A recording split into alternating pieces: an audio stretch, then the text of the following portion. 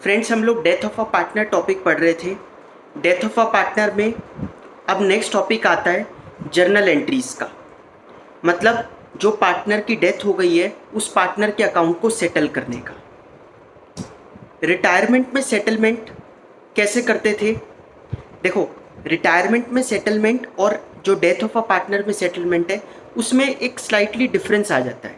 वो डिफरेंस भी इसीलिए आता है क्योंकि रिटायरिंग में तो वो बंदा अवेलेबल है, तो हम क्या करते हैं, या तो उसी के लोन में ट्रांसफ़र कर देते हैं अगर पैसा नहीं दे पाए, और अगर पैसा दे दिया तो आखिरी में एंट्री पास कर देते हैं retiring partners capital account debit to cash account. समझ में आया? तो या तो पैसा सेटल हो जाएगा इमिजिएटली या फिर उसके लोन में ट्रांसफ़र हो जाएगा। ये जर्नल एंट्री बनती है इन दोनों में से एक। लेकिन डेथ ऑफ अ पार्टनर के केस में क्या करेंगे, जितना भी बैलेंस बन रहा है, डिसीज्ड पार्टनर का जितना भी बैलेंस बन रहा है वो सारा सबसे पहले तो आप उसके एग्जीक्यूटर में ट्रांसफ़र कर दो। पहला स्टेप यही होगा, ठीक है।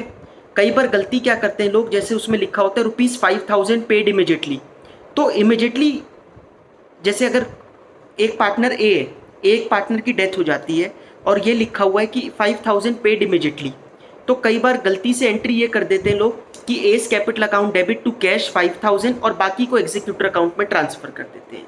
गलत हो गया। क्यों? क्या हम ए को 5000 रुपये दे पाए? दे ही नहीं सकते, ए की तो डेथ हो चुकी है। रिटायरमेंट में ये ठीक था।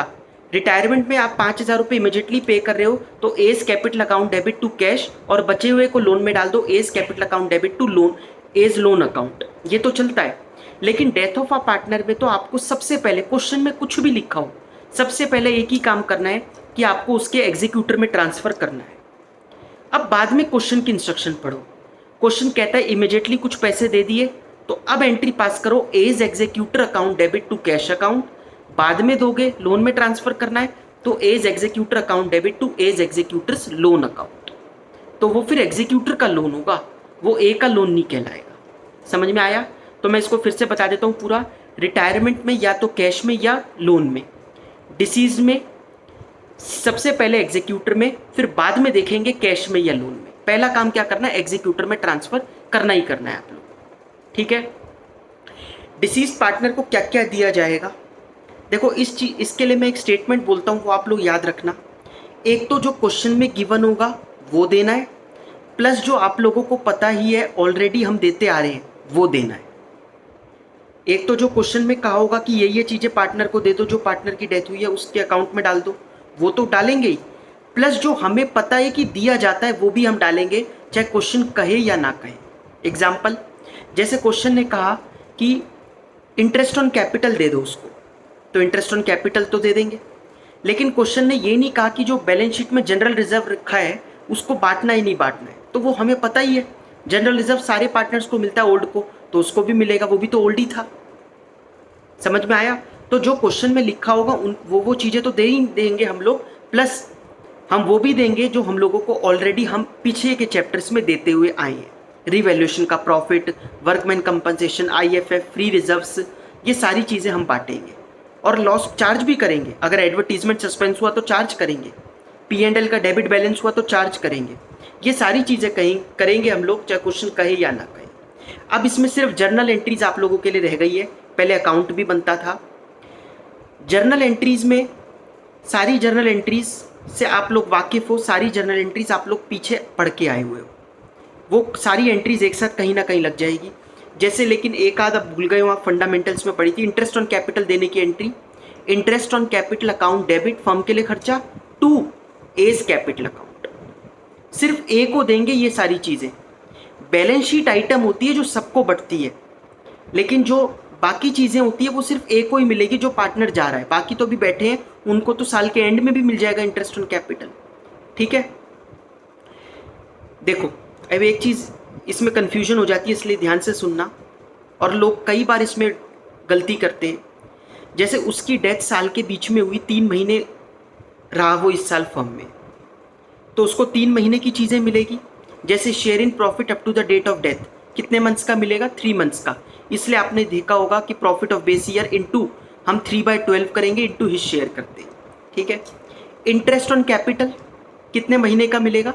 3 महीने का। अगर ड्राइंग्स करी होगी तो उस पर इंटरेस्ट कितने महीने का चार्ज होगा? 3 महीने का। अब कई लोगों को इतनी कन्फ्यूजन हो जाती है, वो ये जो 3 महीने हैं वो गुडविल वगैरह में भी मल्टीप्लाई कर देते हैं। कई लोग करते हैं ये गलती, शेयर इन गुडविल देते वक्त मल्टीप्लाई बाय 3/12 की 3 महीने की दे दी। गुडविल मंथ्स के बेसिस पर कैलकुलेट तो होती नहीं। लेकिन आपको कन्फ्यूजन ना हो इसलिए मैं एक सिंपल तरीका बता रहा हूँ। जिसमें भी पर एनम लगा हुआ है, जो भी आइटम में पर एनम लगा हुआ मिलेगा उसमें तो आप मंथ से मल्टीप्लाई करना, जिसमें पर एनम लगा हुआ ना मिले उसमें आप मंथ से मल्टीप्लाई मत करना। समझ में आ गया? ऐसे तो सिंपली आ ही जाएगा ना समझ में। जिसमें भी पर एनम आपको लिखा हुआ मिल जाए उसमें सब में आपको मंथ से मल्टीप्लाई करना है, उसको महीने के हिसाब से देना है। बाकी किसी भी चीज़ को, अब वर्कमैन कंपनसेशन रिजर्व उसमें क्या पर एनम लगा होता है? नहीं, तो उसको फुल्ली डिस्ट्रीब्यूट करेंगे। गुडविल पूरा पूरा बांटेंगे, कोई 3/12 का कंसेप्ट नहीं आएगा इसमें। ठीक है, तो सिर्फ ये जर्नल एंट्रीज रह गई हैं, वो डिस्कस कर लेते हैं। इस जो मैं आपको क्वेश्चंस डिस्कस कर रहा हूँ उसमें हो सकता है सब कुछ बना रखा हो, अकाउंट भी बना रखा हो, बट आपको अब नहीं बनाना, आपके कोर्स से हट चुका है। सिर्फ आपको जर्नल एंट्रीज पास करनी है। ठीक है, शुरू करते हैं पढ़ना। इलस्ट्रेशन नंबर 18 है ये आपकी बुक की, पेज नंबर 7.23 पे। Sharma Verma and Goyal are partners in a firm. On 1st April 2012, the balances in their capital accounts were as follows: Sharma 4 lakh, Verma 420, Goyal 3,70,000. Firm closes its account every year on 31st March. Verma died on 30th September 2012. इस साल कितने months रहा वो firm में? 6 महीने, अप्रैल मई जून जुलाई अगस्त सितंबर। In the event of death of partner, following are the provisions in the partnership deed. ये लिखा है डीड में कि ये चीज़ें देनी है। जर्नल एंट्री के पॉइंट ऑफ व्यू से सीखना सिर्फ। Interest on capital will be calculated at the rate of 10% per annum. 10% per annum का इंटरेस्ट ऑन कैपिटल देना होता है। क्या जर्नल एंट्री बनेगी? Interest on capital account debit to, कौन सा पार्टनर जा रहा था? Verma, to Verma's capital account. कितना अमाउंट लिखेंगे? कैपिटल देख लो वर्मा की कितनी थी, 4,20,000 इंटू 10/100 इंटू 6/12, 6 महीने का मिलेगा, पर एनम लगा हुआ है। पर एनम मतलब साल का 10% है, साल तो वो रहा ही नहीं, 6 महीने ही रहा, तो 6 महीने का मिल जाएगा। पहली जर्नल एंट्री समझ में आ गई। नेक्स्ट है, deceased partners legal representative will be paid 35,000 for his share of goodwill. 35,000 रुपये शेयर इन गुडविल देना है। कौन देता है? Gaining partners. तो गेनिंग पार्टनर्स की कैपिटल को डेबिट कर दो। Sharma debit, Goyal debit, to Verma. ठीक है, ये दोनों को डेबिट करोगे टू वर्मा, 35,000 रुपीज़ मिल जाएंगे। किस रेशियो में करेंगे वो चेक कर लेना। अगर फर्स्ट केस लग रहा है तो वही ओल्ड रेशियो ही गेनिंग रेशियो होगी, नहीं तो फिर निकालनी पड़ेगी। Firm had a reserve fund of ₹210,000। The deceased partner will be paid his share in the reserve fund. उसका शेयर देना है रिजर्व फंड में। क्या जर्नल एंट्री बनेगी? Reserve fund account debit, reserve तो सबको बढ़ते हैं ओल्ड पार्टनर्स को। इसकी जर्नल एंट्री क्या बनेगी? Reserve fund debit to Sharma, to Verma, to Goyal. ये तो सबको मिलता है ना, बैलेंस शीट आइटम सबको बटेगी। ठीक है, his share in profit till the date of death will be calculated on the basis of sales. उसका फॉर्मूला क्या था? Profit of base year upon sales of base year into sales up to death into his share. वरना पहले percentage निकाल लो, पिछले साल कितना profit हुआ है, पिछले साल कितनी सेल थी, उसके ऊपर एक परसेंटेज आ जाएगी, उससे मल्टीप्लाई करके इनटू हिज शेयर कर दो। बात वही है। Journal entry P&L suspense account debit to Verma's capital account. आ गया समझ में? यही 4 चीज़ें देनी थी। लास्ट एंट्री करना मत भूल जाना। लास्ट एंट्री क्या होगी? Verma's capital account debit to Verma's executor account. Verma की कैपिटल किस में ट्रांसफ़र कर दो? वर्मा के एग्जीक्यूटर में। यहाँ एक और गलती होने का चांस है। क्या? हम सारी जर्नल एंट्रीज को प्लस माइनस कर रहे होंगे। हम सारी जर्नल एंट्रीज को प्लस माइनस कर रहे होंगे तो ये भूल जाएंगे एक ऐसी भी चीज़ है जो जर्नल एंट्री में नहीं आ रही। क्या? उसका कैपिटल का ऑलरेडी जो बैलेंस है, बाय बैलेंस BD जिसको बोलते हैं, उसकी कोई जर्नल एंट्री थोड़ी ना पास की है हमने। तो ये जो 4,20,000 रुपये ओपनिंग में वो भी तो प्लस करना। फिर देखते जाओ, वर्मा को जब जब आपने क्रेडिट किया है वो प्लस कर दो, वर्मा को अगर बीच में कभी क्रेडिट किया है तो वो माइनस कर दो, करके बैलेंस आ जाएगा। वो Verma's capital account debit to Verma's executor में ट्रांसफ़र हो जाएगा। समझ में आ गई बात? ये क्वेश्चन था हमारा क्वेश्चन नंबर 18। नेक्स्ट क्वेश्चन देखो, question number 14। Meera, Sarthak and Rohit were partners in a firm sharing profits in the ratio of 2:2:1. On 31st March 2018, their balance sheet was as follows. Balance sheet दे रखी है ये। सार्थक died on 15th June 2018। 15th जून को उसकी death हो जाती है। 15 जून तो बिल्कुल बीच में होता है महीने के, तो कितने मंथ्स रहा वो फर्म में? अप्रैल, मई और 2.5 महीने रहा, 2.5 months. According to the deed his executors were entitled to balances in capital account. एक तो उसकी कैपिटल में जो बैलेंस है वो उसको मिलेगा, इसकी कोई जर्नल एंट्री थोड़ी ना होगी पास। नेक्स्ट क्या है? His share in goodwill will be calculated on the basis of thrice the average of profit of past 4 years. पिछले 4 सालों का एवरेज लेना है प्रॉफिट, और फोर्थ पॉइंट में आपको नीचे दे रखे हैं, फोर्थ पॉइंट के बाद पिछले 4 सालों के प्रॉफिट। तो एवरेज प्रॉफिट इंटू 3 मतलब number of years of purchase. तो गुडविल फर्म की आ जाएगी, ये तो फर्म की आई, फिर उसके शेयर से मल्टीप्लाई कर देना तो गुडविल निकल के आ जाएगी, उसको कितनी मिलनी है। एंट्री पास होएगी, gaining partners capital account debit to deceased partners capital account. ठीक है, ये तो पहली एंट्री हुई। थर्ड पॉइंट में कह रहा है his share in profit up to the date of death निकालना है on the basis of average profit of last 2 years. P&L suspense account debit to deceased partners capital account. ठीक है, ये टाइम बेसिस पर होगा या टर्नओवर बेसिस पे? Profit है सिर्फ, सेल्स कहीं गिवन नहीं है, मतलब सीधी बात ही है, तो टाइम बेसिस ही बच गया।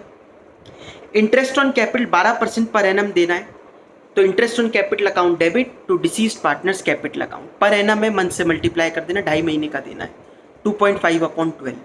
ठीक है, ये हो जाएगा। फिर इसके बाद हम बैलेंस शीट में चेक करते हैं कि और क्या क्या देना बनता है उसको।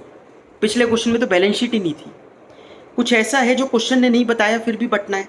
कंटिंजेंसी रिजर्व मैंने आपको बता रखा है, कंटिंजेंसी रिजर्व भी बांट दिया करो। तो कंटिंजेंसी रिजर्व बांटेंगे तो contingency reserve account debit to Meera, to Sarthak, to Rohit, सबको मिल जाएगा। Last entry Sarthak's capital account debit to Sarthak's executor account. ये पूरा पैसा उसके एग्जीक्यूटर में हम लोग ट्रांसफर कर देंगे एज इट इज। समझ में आ गया? अच्छा, इसमें एक और चीज़ लिखी है लास्ट में, Sarthak's executors were paid the amount due immediately. Sarthak के एग्जीक्यूटर को हमने इमीडिएटली अमाउंट पे कर दिया। अगर इमीडिएटली अमाउंट पे कर दिया तो एक और एंट्री बनी, Sarthak's executor account debit to bank account. क्योंकि इमीडिएटली पेमेंट कर दी तो Sarthak's executor account debit to bank account, ये एंट्री भी पास होएगी पेमेंट करने की। ये भी समझ में आ गया? नेक्स्ट देखो illustration number 12। X, Y and Z were partners in a firm sharing profits in the ratio of 2:2:1. On 31st March 2020, their balance sheet was as follows. ये उनकी बैलेंस शीट गिवन है। ये अच्छा क्वेश्चन है थोड़ा सा। Y died on 30th June 2020. 3 महीने रहा वो फर्म में, अप्रैल, मई, जून। Deed provided for the following on the death of a partner. Goodwill of the firm was to be calculated on the basis of 2 times, ध्यान से पढ़ना, 2 times the average profit of past 5 years। पिछले 5 सालों के average निकालना है, उसको फिर मल्टीप्लाई करना है 2 से, तो गुडविल फर्म की आएगी, फिर उसके शेयर से मल्टीप्लाई करना है।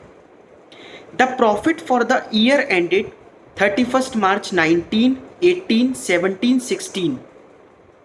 क्या क्या? 19, 18, 17, 16, ये तो 4 ही साल दिए इन्होंने। और लेकिन कहा क्या है? पिछले 5 सालों का एवरेज लेना है। तो 5वां साल कहाँ से लाएं? बैलेंस शीट चेक करो। बैलेंस शीट में आपको दिखेगा असेट साइड पे प्रॉफिट एंड लॉस अकाउंट लिखा हुआ, मिल गया? वो भी असेट साइड पे लिखा है, तो लॉस है।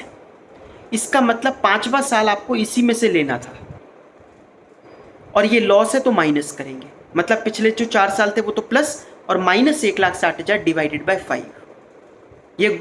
ये एवरेज प्रॉफिट आएगा 5 सालों का। समझ में आया? ये इसमें एक अलग चीज़ थी जो मैंने आप लोगों को बता दी कि 5वां साल ढूंढना मत, 5वां साल आपको बैलेंस शीट में अवेलेबल है। वाई शेयर ऑफ प्रॉफिट और loss from 1st April 2020 till his death was to be calculated on the basis of profit और loss for the year ended 31st March 2020। हमने अभी तक यही पढ़ा है, share in profit up to the date of death देते हैं। Share in loss up to the date of death भी तो हो सकता है कि जिस साल को बेस बना रहे उस साल में लॉस हुआ तो शेयर इन लॉस भी करना पड़ेगा उसको, वो भी तो फर्म का ही पार्टनर था, तो हर सुख में हो तो दुख में भी रहना पड़ेगा फर्म के साथ। तो एंट्री उल्टी हो जाएगी। अभी तक क्या पढ़ी थी, P&L suspense to deceased partners capital, अब क्या हो जाएगी, deceased partners capital to P&L suspense. ठीक है, वो उल्टी एंट्री हो जाएगी। पिछले साल को बेस लेना है, पिछले साल तो लॉस था 1,60,000 रुपये का, तो उसको बेस लेते हुए इस साल का लॉस निकालना है, जिसकी जर्नल एंट्री बता दी मैंने कि कौन है, वाई है, तो Y's capital account debit to P&L suspense account. समझ में आ गई ये एंट्री। इन्होंने तो क्वेश्चन में 2 ही पॉइंट बोले, एक तो गुडविल बोला और एक शेयर इन लॉस बोला। अब हम बैलेंस शीट चेक करते हैं, बैलेंस शीट में कुछ बटने का है क्या। लाइबिलिटी साइड देखो, जनरल रिजर्व है, इसको फुली डिस्ट्रीब्यूट कर दो, general reserve debit to X to Y to Z। ठीक है, असेट साइड पे आपको लॉस गिवन है। अब यहां कंफ्यूजन होगी, आप कहोगे लॉस तो ऑलरेडी कंसीडर कर चुके हम लोग, पिछले साल का लॉस जो है 1,60,000 रुपये, वो तो राइट ऑफ ही नहीं किया। 1,60 को इस साल का लॉस निकालने के लिए जस्ट बेस बनाया था। आप ये मत सोचना कि बार बार 2 बार क्यों बोल रहे हो एक ही चीज़। वो जो हमने 1,60,000 रुपये पहले किया था ना, वो तो इस साल का share in loss up to the date of death निकालने के लिए पिछले साल को बेस बनाया था। इस साल का लॉस तो बटा ही नहीं, ठीक है ना। इस साल का मतलब पिछले साल जो 1,60,000 रुपये, वो तो अभी भी बैलेंस शीट में ही दिख रहा है, तो उसको तो राइट ऑफ करें।